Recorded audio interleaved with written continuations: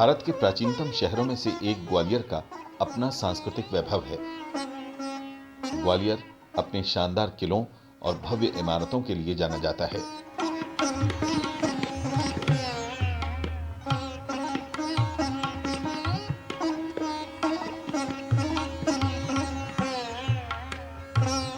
नवीन और पुरातन कला का अनूठा संगम है ग्वालियर।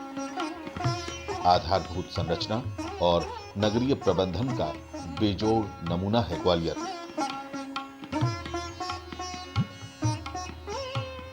कुल मिलाकर मध्य प्रदेश की शान है ग्वालियर।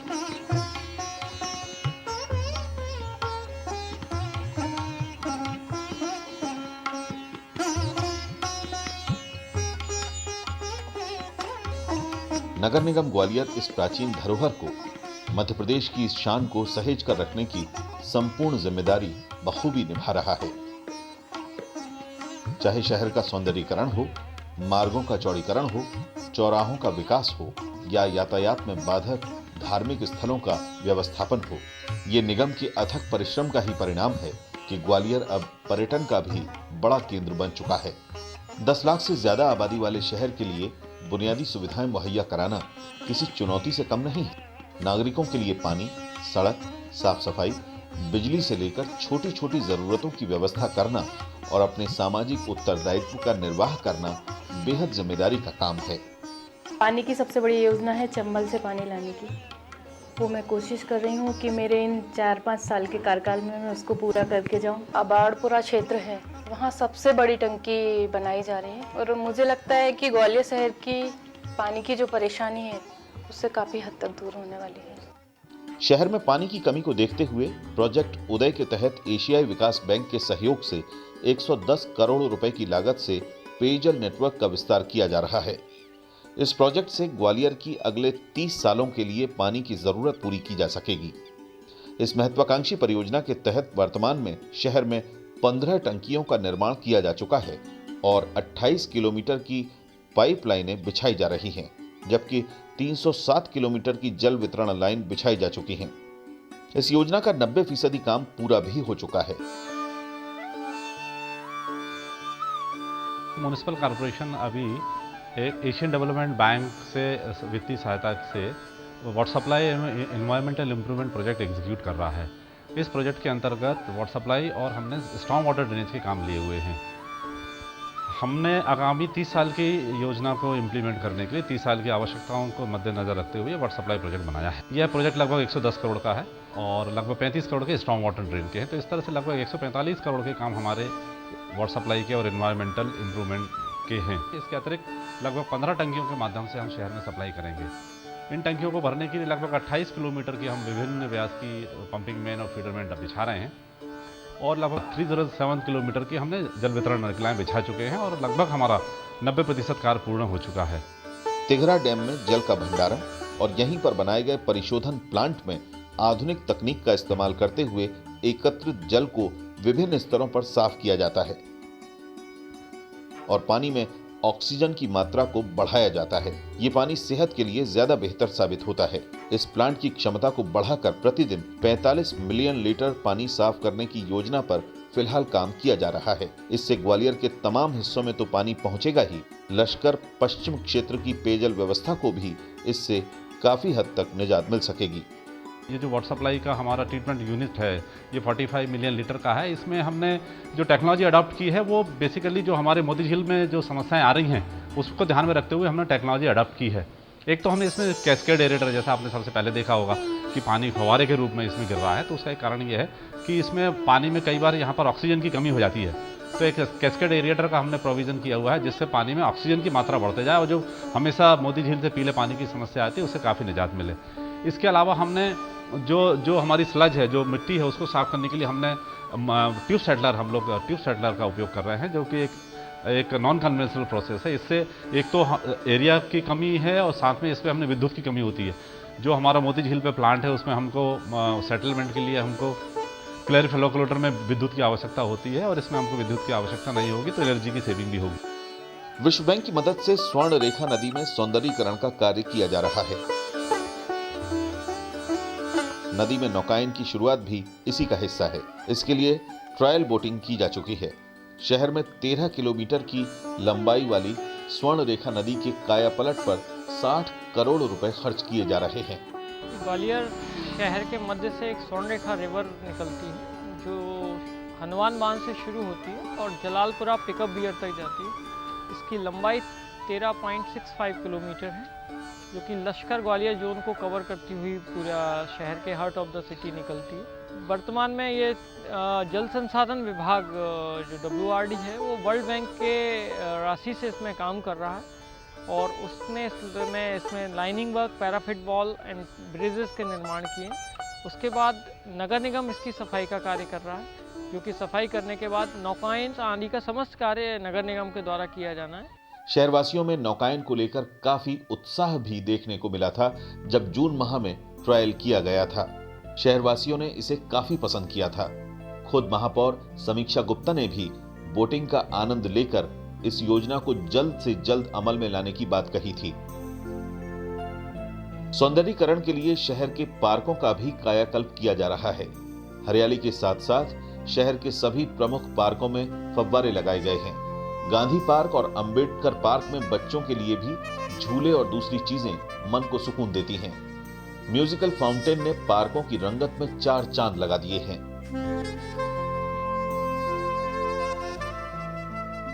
सौंदर्यीकरण को देखते हुए शहर के बीचों बीच स्थित गोपांचल पर्वत को हरियाली से आच्छादित कर दिया गया है। बगल में हरिजन बस्ती है तो यहाँ सब खुले में शौचालय इत्यादि करते थे। इस गंदगी की वजह से यहाँ किसी का आना जाना नहीं होता था। नगर निगम ग्वालियर, जिला प्रशासन और मध्य प्रदेश सरकार ने और जैन समाज ने मिलकर सारा काम किया और इसको रोकने का भरसक प्रयास किया। उस दलित बस्ती में भी हम लोगों ने सीवर लाइन डलवाई और वहाँ ओपन डेफिनेशन रोकने के लिए ये काम प्रारंभ हुआ। उसके बाद में ये आप जो देख रहे हैं वृक्षारोपण का काम और वाटर हार्वेस्टिंग का काम ये किया गया और आज इतना सुंदर हो गया है कि पूरे देश भर से लोग आते हैं, यहाँ के विकास के बारे में चर्चाएं करते हैं। तरह तरह के पेड़ पौधों से लदा ये पर्वत अब शहर की सुंदरता का आईना बन गया है। शहर के चौक चौराहों को व्यवस्थित रूप दिया गया है। ग्वालियर शहर के इतिहास में अपना नाम दर्ज कराने वाले महानायकों की प्रतिमाओं को भी शहर के प्रमुख इलाकों की शोभा बनाया गया है। शहर के सौंदर्यीकरण के लिए नगर निगम ने समय समय पर अतिक्रमण हटाने की मुहिम छेड़ी। इस सिलसिले में शहर के राजवाड़ा इलाके को अतिक्रमण मुक्त किया गया और इसे व्यवस्थित किया गया। कई इलाकों में ग्वालियर शहर की जनता का सहयोग लेकर अवैध कब्जे हटाए गए तो कुछ हिस्सों में धार्मिक स्थलों की वजह से आ रही अड़चन को उन्हें विस्थापित कर दूर किया गया। ग्वालियर नगर निगम की जनमित्र केंद्र योजना को प्रदेश भर में काफी सराहना मिली है। प्रदेश में इस तरह के केंद्रों के माध्यम से समय सीमा में आम जनता के छोटे मोटे काम करने की ये पहल सितंबर 2010 में शुरू की गई थी। इन केंद्रों में आम जनता के पंजीयन से जुड़े काम, प्रमाण पत्र बनाने जैसे काम तय समय सीमा में बन जाते हैं। नगर निगम ग्वालियर द्वारा पिछले साल 18 जनमित्र कैंप खोले गए हैं। ये मध्य प्रदेश की पहली योजना है किसी नगरीय निकाय द्वारा। मध्य प्रदेश शासन में अभी तक ऐसा किसी नगरीय निकाय ने नहीं किया था। इन जनमित्र केंद्रों पर हम लोग समयावधि में जो है लोगों के कार्य करते हैं। टाइम बाउंड प्रोग्राम रहता है। हर आवेदन के लिए समयावधि निर्धारित की हुई है। उस समयावधि के अंदर उसका काम करके देना होता है और इसके लिए हम मामूली शुल्क के रूप में जनमित्र शुल्क भी लेते हैं। जनमित्र केंद्र में 6 विभागों की सेवाएं शामिल की गई हैं। इनमें कलेक्ट्रेट, महिला और बाल विकास विभाग भी शामिल हैं। जनमित्र केंद्रों के जरिए अब तक 60,000 आवेदनों का निराकरण किया जा चुका है, जो अपने आप में एक बड़ी उपलब्धि है और निरंतर ये केंद्र कार्य कर रहे हैं। जनता को इनसे लाभ भी मिल रहा है और तय समय में काम होने से बार बार दफ्तर के चक्कर लगाने की झंझट से मुक्ति मिल गई है। 6 दफ्तरों के काम एक ही जगह होने से अब जनता को भटकना भी नहीं पड़ता। शहर की आबादी में एक हिस्सा उन बस्तियों का भी है जिन्हें गंदी बस्तियों के तौर पर जाना जाता है। यहाँ रहने वाले बाशिंदों के लिए नगर निगम ने प्रोजेक्ट उत्थान के तहत नए आवासीय परिसर बनाए हैं। यहाँ सड़क, पानी, बिजली, टो वॉल और सामुदायिक भवन का निर्माण किया जा रहा है। बुनियादी सुविधाएं जुटाने के पीछे गंदी बस्ती के रहवासियों को रहने का अच्छा माहौल देना है। साथ ही शहर को व्यवस्थित बनाकर सौंदर्यीकरण की दिशा में अग्रसर करना है। इस योजना में 40 से 50 करोड़ रुपए खर्च किए जा रहे हैं। शहरी यातायात को व्यवस्थित और बेहतर बनाने के लिए हुडको से लोन लेकर सड़कों को चौड़ा किया गया। खूबसूरत सड़कें, चौड़े फुटपाथ और जगह जगह आराम के लिए बनी नई सीमेंटेड कुर्सियां, जहां राहगीरों, खासतौर से बुजुर्गों और बच्चों का सफर आसान बनाती हैं, तो तेज गति से दौड़ते वाहनों की रफ्तार को भी मंद नहीं पड़ने देती। सड़कों की खूबसूरती का जिक्र तेंदुलकर मार्ग के जिक्र के बगैर अधूरा है। वीसी बंगले से होरावली तक तेंदुलकर मार्ग सचिन तेंदुलकर के दोहरे शतक की याद में बनाया गया, जो उन्होंने दक्षिण अफ्रीका के खिलाफ ग्वालियर में खेले गए एक दिवसीय मैच के दौरान बनाया था। चौड़ी सड़क, दोनों ओर स्ट्रीट लाइट और खूबसूरत नजारा, तेंदुलकर मार्ग शहर की पहचान बन गया है। खेलों और खिलाड़ियों के प्रति अपनी जिम्मेदारी को नगर निगम ने पूरी ईमानदारी से निभाया है। खेल मैदानों का रखरखाव और निर्माण इसी कड़ी का हिस्सा है। शहर का अंतर्राष्ट्रीय ख्याति प्राप्त कैप्टन रूप सिंह स्टेडियम अब तक दर्जनों अंतर्राष्ट्रीय मैचों की मेजबानी कर चुका है। शहर को साफ सुथरा और प्रदूषण रहित बनाने के लिए ग्वालियर नगर निगम ने सीवर ट्रीटमेंट प्लांट बनाया। प्रोजेक्ट उदय के तहत किए गए इस प्लांट के निर्माण और सीवेज नेटवर्क विस्तार से ग्वालियर ने कचरा प्रबंधन के क्षेत्र में दोहरी कामयाबी हासिल की है। इस प्लांट में अलग अलग स्तरों पर सीवेज को इकट्ठा कर उसे परिशोधित किया जाता है और पानी को साफ करके उसका उपयोग सिंचाई के लिए भी किया जाता है। पानी को साफ होने में समय जरूर लगता है, लेकिन इससे किसानों को होने वाली पानी की कमी की समस्या को कुछ हद तक दूर कर लिया गया है। इस सीवेज प्लांट को बनाने में 35 करोड़ रुपए खर्च किए गए हैं। इस प्लांट के साथ ही शहर भर में सीवेज नेटवर्क का विस्तार भी किया गया है, ताकि सीवेज सीधे इस प्लांट में पहुंच जाए। सीवेज प्लांट में पहले सीवेज को इकट्ठा किया जाता है, फिर उसे अलग अलग स्तरों से गुजारकर उसके अपशिष्ट और पानी को अलग करते हुए पानी को इस लायक बनाया जाता है कि उसका उपयोग सिंचाई के लिए किया जा सके। इस प्रक्रिया में 4 से 5 दिन का समय लगता है। इसके बाद पानी इलाके में खेतों की सिंचाई के लिए उपयोग में ले लिया जाता है। पानी की शुद्धता का आकलन टैंक में पानी जमा होने के बाद किया जाता है। इस पानी को तब तक सिंचाई के लिए नहीं छोड़ा जाता है जब तक कि इसे पक्षी पीना शुरू न कर दें। सीवेज नेटवर्क के साथ ही कचरा प्रबंधन के क्षेत्र में भी नगर निगम ने मिसाल कायम की है। कचरा प्रबंधन के लिए नगर निगम भारत सरकार की मदद से पीपीपी मॉडल पर काम कर रहा है।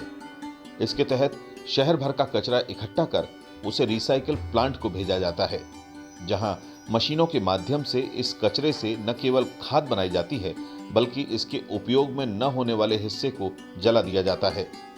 शहर में प्रतिदिन लगभग 300 से 350 टन कचरा निकलता है। इससे हर दिन करीब 50 से 60 टन कंपोस्ट खाद बनाई जाती है।